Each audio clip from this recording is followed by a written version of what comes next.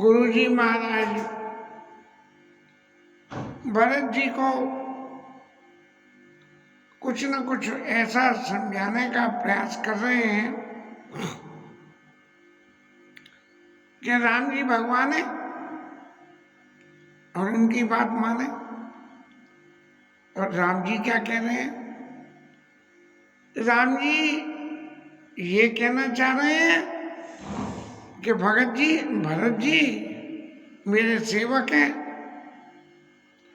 और राम सदा सेवक रुचि राखी और वेद पुराण संत सब साखी।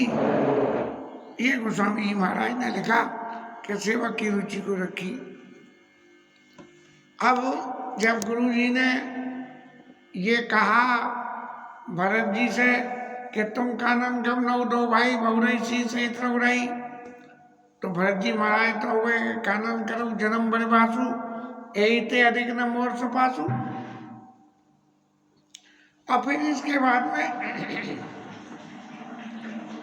भरत जी ने यहाँ तक कह दिया कि जो पुर कहूँ तो नाथ जी कीजिए वचन प्रमाण। यदि आप माने जैसे हम लौकिक जगत में कहते हैं कि हंसी मजाक न कर रहे हो तो महाराज यदि आप सत्य कह रहे हो तो जो है आपने जो कहा है उस बात का पालन करवाओ, क्योंकि आप तो सब तरह से समर्थ हो। जब इस समस्या का निराकरण नहीं दिखा तो गुरु जी महाराज राम जी के पास गए और जाके भरत जी की भावना की व्यक्त किया और ये कहा कि भरत जी की विनय को सुन लो भाई और सुन के विचार कर लो। बोले कन्ना दन्ना हरि का नाम, बोले कि करब लोक मत साधु मगन अपने निगम निचोड़। सुन लो लेकिन एक्ट अपॉन करने के लिए ये सब क्लॉज अप्लाई कर देना। अब इससे आगे चले। गुरु अनुराग भरत पर देखी राम हृदय आनंद विशेष। राम जी महाराज ने जब गुरु जी की ये बात सुनी कि भरत जी पे इतना इसलिए है कि भरत जी की बात को सुन तो लो लेकिन मना करने का नहीं है कि उसका पालन मत करना, ये कहने का अधिकार गुरु जी के चित्त में नहीं आया, इसलिए उन्होंने सब क्लोज लगा दिए। और जिसके ऊपर गुरु जी की इतनी कृपा हो कि चेले की बात को गुरु जी मना ही न कर पाए तो उस चेले के बराबर कौन भगवान भाग्यशाली। तो राम हृदय आनंद विशेषी भरत ही दूर धर्म धुरंधर जानी निज सेवक तन मानस वानी। राम जी ने मन में विचार करा कि ये गुरुजी महाराज को जब भरत जी के प्रति इतनी श्रद्धा है तो उसका कारण क्या है। तब निज सेवक तन मानस मानी कि भरत जी धर्म की धुरी को धारण करने वाले हैं, माने धर्म जिसके ऊपर टिका हुआ है उन आचरणों को करने में भरत जी हमेशा तत्पर रहते हैं। राम जी रामो विग्रहवान धर्म, राम जी जो है साक्षात धर्म ने स्वरूप ले लिया हो। राम जी की स्थिति ये है और भरत जी की स्थिति के धर्म के सेवक है। ऐसा समझ के इन बातों को मन में विचार करके गुरु जी की आज्ञा पाके अब राम जी महाराज ने अपना जो है मत व्यक्त करना शुरू किया। बोले गुरु आये अनुकूला वचन मंजू मृदु मंगल मूला। राम जी के ये वचन जो है मंगलों की हो। और राम जी ने क्या कहा कि महाराज मैं आपके पिताजी की शपथ और आपके चरणों की दुहाई, माने आपके चरणों का आश्रय लेके ये बात कहता हूं कि भरत के समान दूसरा भाई इस संसार में नहीं हुआ। क्यों? कि भरत जी का सबसे बड़ा गुण क्या हुआ कि जे गुरुपद अंबुज अनुरागी और ते लोकऊं वेदों बड़वागी। जिनका गुरु जी के चरणों में इतना अनुराग है कि गुरु जी महाराज उनकी कही हुई बात को काटने की भी सामर्थ्य न रखते हो, उनकी कही हुई बात को किसी भी तरह से ओवर रूल करने की सामर्थ्य नहीं रखते हो। ऐसी जिसकी गुरु की कृपा हो, ऐसे भरत जी के समान कि भय उन्हें जय गुरुपद अंबुज अनुरागी और ते लोकों वेदों बड़भागी। तो भरत जी गुरु जी के चरणों में इतना अनुराग रखते हैं, गुरु जी अपने आप को भरत जी के बस में मानते हैं। तब जो है ऐसे भाई की भाग्य को वर्णन कौन कर सकता है। और फिर तुरंत भगवान को ध्यान आया कि मैं छोटे भाई के मुंह पे उसकी बड़ाई करूंगा तो उससे क्या होगा। लकी लकी बंधु बुद्धि सच्चाई कद बदन पर बड़ाई। बोले कहीं ऐसा ना हो कि मेरे सेवक के हृदय में अभिमान आ जाए किसी तरह का। तो छोटे के मुंह पे कभी उसकी बड़ाई नहीं करनी चाहिए, और बड़ाई यदि करोगे तो छोटे को अभिमान आने की गुंजाइश होती है। तो इसलिए करात बदन पर बरत बड़ाई, अब बड़ाई करते हुए। लेकिन राम जी को बात तो ये कहनी थी कि भाई करना क्या है, और उस करना क्या के लिए जो है राम जी महाराज ने दो शब्दों में सारी बात कह दी कि भरत कही सोई किए भलाई। कि भरत जी महाराज के वो महाराज गुरु जी आप वो आदेश पारित कर दीजिए जो भरत जी कहें। और गुरु जी तो पहले ही कह चुके हैं कि मैं भरत की कही हुई बात को नहीं काट सकता। और भरत जी पहले ही कह चुके हैं कि कानन करो जन्म बर्बासु। तो फिर ये तो ट्राइएंगुलर जो है त्रिकोणीय संघर्ष हो गया कि ये इसकी बात न काटे, ये इसकी बात न काटे, और ये इसकी बात न काटे। तो आखिर बात बने तो बने कैसे। तब मुनि बोले भरत सना सभा सकोच तजितात कृपा सिंधु प्रिय बंधु सन कहु हृदय के बात। क्योंकि पहले जो भरत जी ने कहा कि कानम करो जन्म बड़े वासु यही थे अधिक नंबोर सपासु। तो ये बात तो उस वक्त गुरुजी और समाज के सामने कही थी। उस वक्त राम जी नहीं थे, और जब राम जी के सामने आए तब गुरुजी बोले और राम जी बोले। और राम जी ने एक बात कह दी कि भरत कहीं सोई किए भलाई। अब गुरुजी महाराज तो फिर बीच में फंस गए। राम जी की बात को स्वीकार करना सही मायने में धर्म की परिभाषा में आ गया,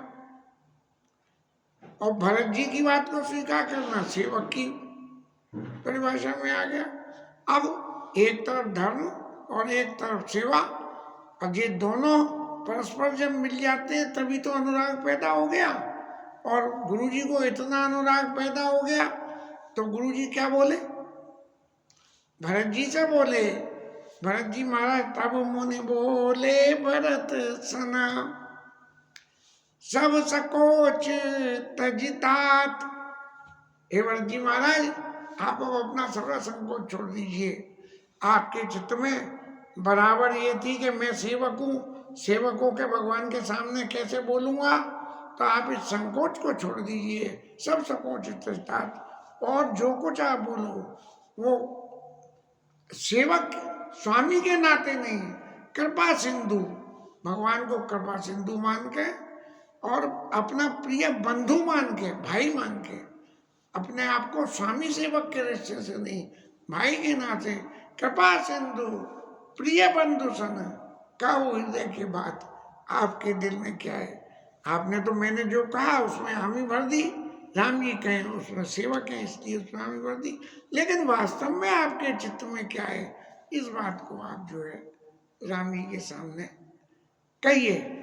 ऐसा आदेश गुरु जी ने करा तो सुने मोहनी बचन राम रोक पाई। राम जी ने इशारा दे दिया, भरत जी महाराज बोलिए। और गुरु साहिब अनुकूल अगाई, गुरु साहिब अपने मालिक को, साहिब को और गुरु जी को, दोनों को ये देख के कि ये इतने अनुकूल हैं, और ये दोनों अनुकूल हैं तो हैं, तो अब सारा वजन तो मेरे ऊपर आ गया कि मैं गुरु जी से जो कह दूंगा वो मान लेंगे, और राम जी से कह दें ये वो मान लूंगा। लेकिन मैं कहूं क्या, क्या गुरु जी की आज्ञा को टाल दूं कि राम जी की आज्ञा को टाल दूं? मैं किसकी आज्ञा को टालूं? कई न सकई कछु करई विचारो, कुछ नहीं कह पा रहे हैं और चित्त में विचार कर रहे हैं। अब मैं बोलूं तो बोलूं क्या? अब भाषण देने से पहले तो व्यक्ति को खड़े होना पड़ता है, और खास करके जो सेवक की कैटेगरी में हो, साहब की कैटेगरी में तो कुर्सी पे बैठ के भाषण दे देते हैं, लेकिन सेवक की कैटेगरी में तो खड़े होकर ही भाषण देना पड़ता है और हाथ जोड़ के कहना पड़ता है। तब जो है पुला केसरी सभा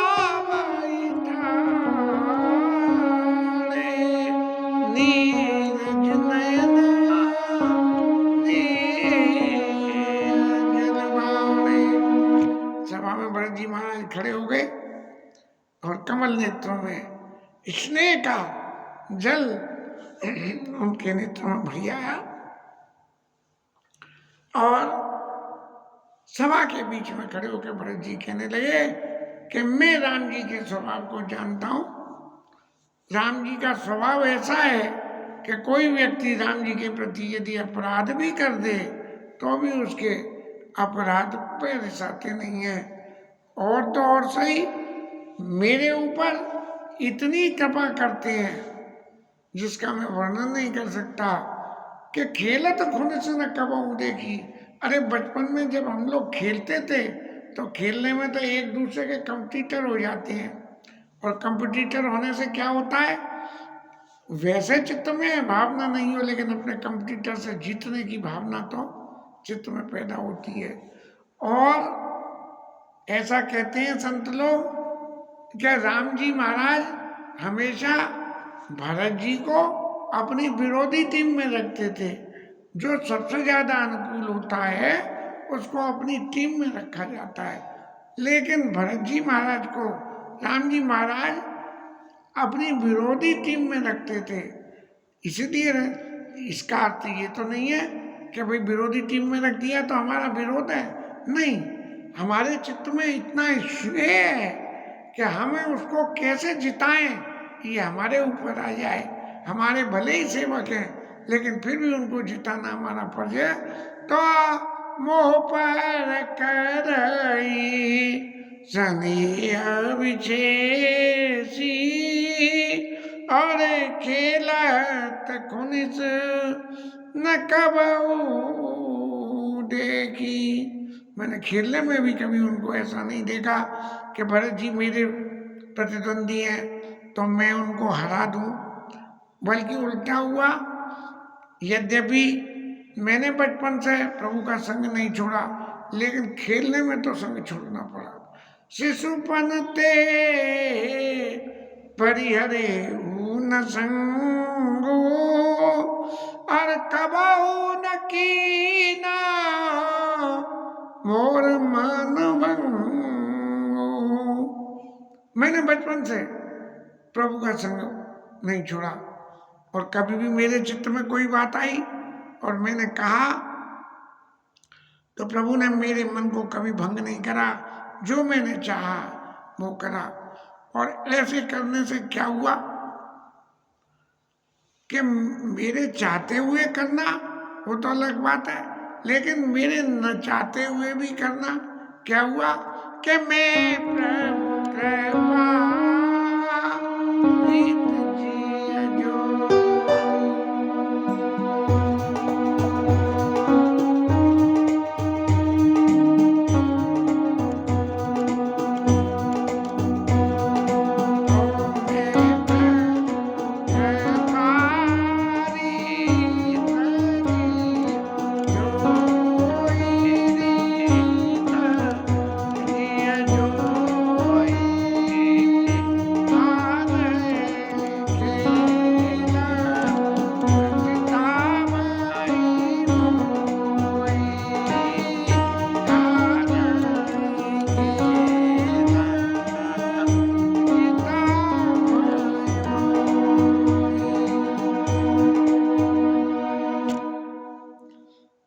जब मेरा मन भंग नहीं करा और खेल में जब कभी ऐसा नंबर आता था मैं तो सेवक और स्वामी प्रभु, तो सेवक स्वामी से कैसे जीत जाए। तो जब ऐसा नंबर आता था कि सेवक को हारने का नंबर आवे, तब मैंने देखा कि मेरे को हारते हुए भी प्रभु जिता देते थे। ऐसी प्रभु ने मेरे ऊपर कृपा थी, खुद हार जाते थे और मुझे जिता देते थे, खुद जीत रहे होते थे और जीतते जीतते हार जाते थे और मुझे जिता देते थे। मैंने प्रभु के ऐसे स्नेह को अपने जीवन में अनुभव किया और इस स्नेह के वशीभूत हो के कि जब कोई चीज मुझे नहीं चाहिए, मैं नहीं मांग रहा हूं, खाली मेरे मन में कल्पना भी नहीं है, तब प्रभु वो चीज मेरे को दे दें। और बचपन में बालकपन में तो जरा सी बातों पे खो खो बच्चे आपस में कर बैठते हैं। तब जो है जब इतनी मैंने प्रभु की कृपा की रीति को देखा तो कभी जीवन में बचपन में मैंने भगवान के सामने मुंह से कुछ बोला ही नहीं। स्नेह सकोच बसा सनमुख कहे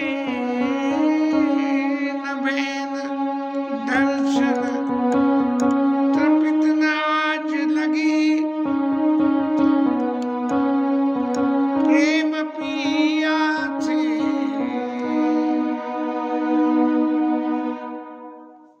जब कोई आदमी किसी के सामने कोई बोल नहीं पाता है तो क्या करता है, अपने नेत्रों को नीचे करके बैठता है।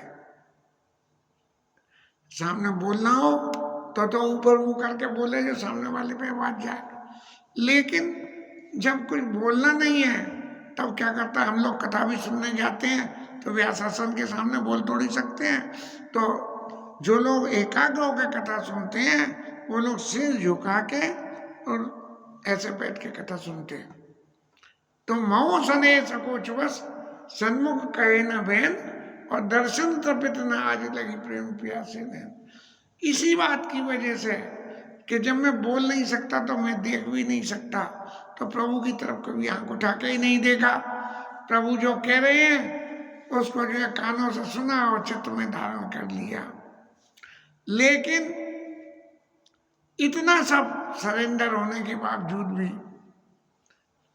विधाता ने क्या लीला रची कि ये जो मेरे ऊपर राम जी का प्यार था, ये प्यार शायद विधाता को अच्छा नहीं लगा और विधाता ने ये वनवास की लीला की रचना कर दी। लेकिन ऐसा कहते हुए यदि मैं ये कहूं कि मैं जो कह रहा हूं वो सब कुछ सही है, ऐसा नहीं। याऊ काता मोया जो न शोभा, मेरे लिए शोभा नहीं है। क्यों? अपनी समझे साधु सुचि को अरे मैं ही तो समझ रहा हूं कि मैं साधु, मैं पवित्र हूं, मैंने संकोच में भगवान के सामने कुछ नहीं कहा। तो अपनी तरफ से ये समझ कहने से अपनी समझ साधे सुच कोवा, ये कहते हुए मुझे शोभा नहीं है, इसलिए मैं ये नहीं कहता कि मैं साधु हूं। और मेरा ये कहना कि मेरी माँ जो है ने गलती करी और मैं साधु हूं, ऐसा आना तो और भी ज्यादा जो है गलती की बात हो गई कि अपने आप को आप साधु माने, वहां तो गलती है ही है, लेकिन अपने को साधु सिद्ध करने के लिए दूसरे को साधु कर दे, ये और भी बड़ी गलती होती है। अरे यदि माँ असाधु है तो असाधु से तो असाधु ही पैदा होगा, फर्क ही की कोद बाल सुशाली, खोटी चीज में से तो खोटी चीज ही पैदा होगी।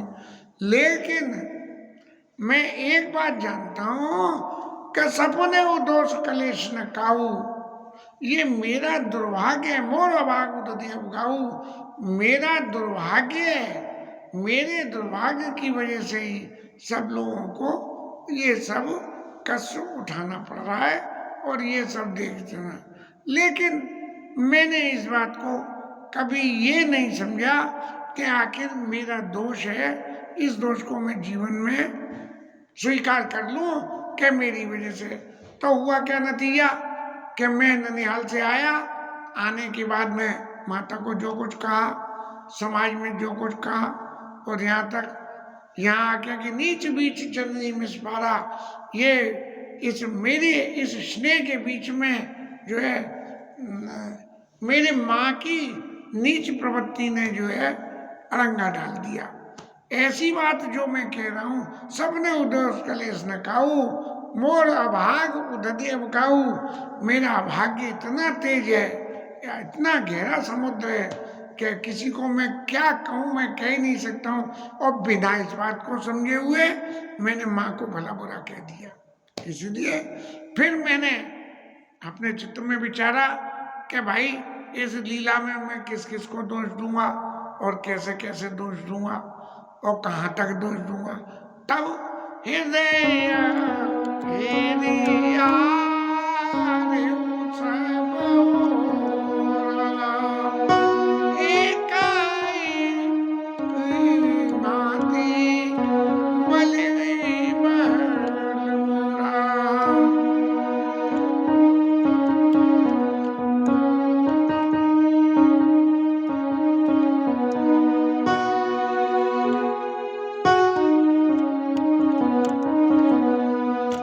मन में सोचने लगा कि मेरा हित काय में होगा और कैसे होगा। जब मेरा अभाग्य इतना प्रबल है और अभाग्य प्रबल हो, तब विधाता के हाथ में सोच सबरी जो है वो दौड़ को सौंप दे। तब ये मन में विचार आया कि गुरु गोसाई साई बासिया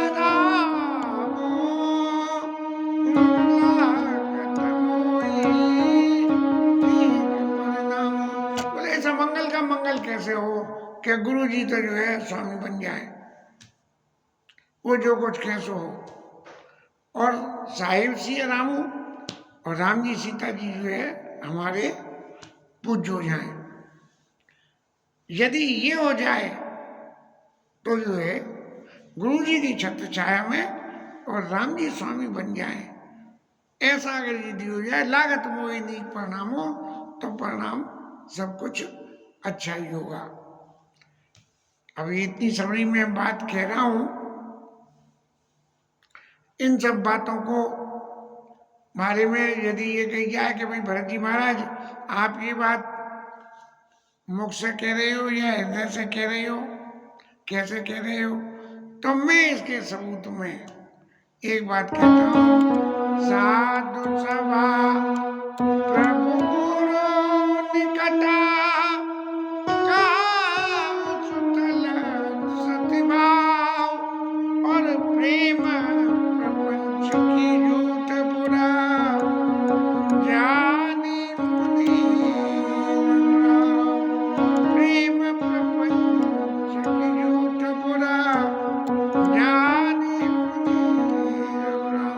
यह अत्यंत पवित्र स्थान है, साधु लोग यहाँ विराजमान हैं, प्रभु के पास में हूँ, हाँ, और इसके बराबर पवित्र स्थल नहीं है। और मैं सत्य भाव से कहता हूँ कि मैं ये जो बातें कह रहा हूँ ये प्रेम के वशीभूत होकर कह रहा हूँ या कोई किसी पाखंड के कह रहा हूँ, ये बातें मेरे दिल की बात को राम जी महाराज जानते हैं और गुरु जी महाराज जानते हैं। इसलिए इस बात को सिद्ध करने के लिए मेरे को किसी भी तरह की कोई भी साक्ष्य की जरूरत नहीं है। भरत जी महाराज का ये विवरण मेरी वाणी से तो परे है, लेकिन प्रभु यदि कृपा करके कुछ सुनना चाह रहे हैं तो ये वाणी बोल लेंगे। इसके साथ में ये कथा विश्राम।